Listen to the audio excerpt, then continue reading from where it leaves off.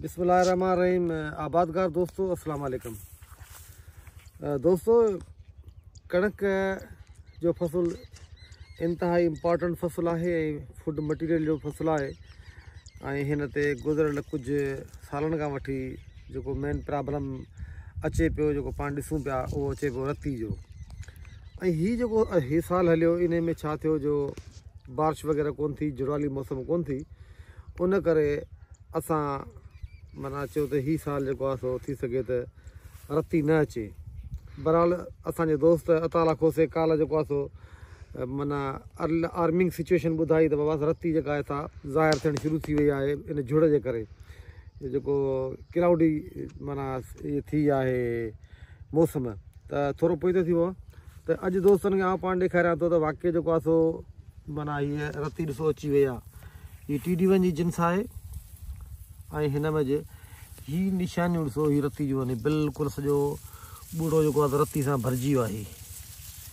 रती जी निशानी आहे ऐं फुल फॉर्म में अची वई आहे। हिनखे हीअ ॾिसो त बिल्कुलु ही कट जेका आहे लहियो, हीअ हथ खे फिको कयो अथव।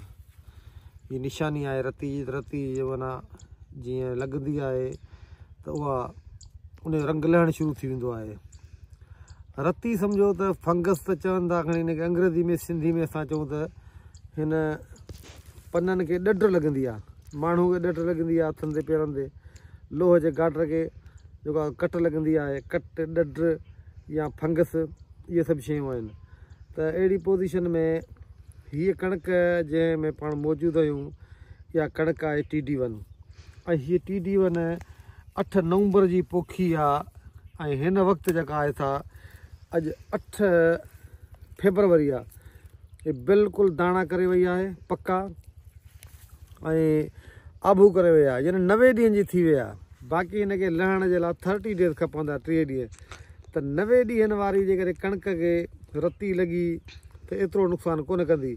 पर इहा रती साॻी 60 ॾींहंनि वारी कणक खे लॻी वञे, 70 ॾींहंनि वारी खे लॻी वञे, या 80 ॾींहंनि वारी खे लॻे त बिल्कुलु वाज़े जेको आहे सो पैदावार में कमी ईंदी।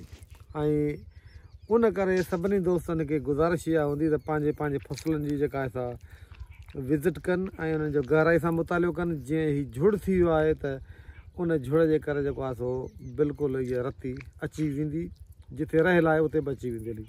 तव्हां दोस्तनि जी वॾी महिरबानी।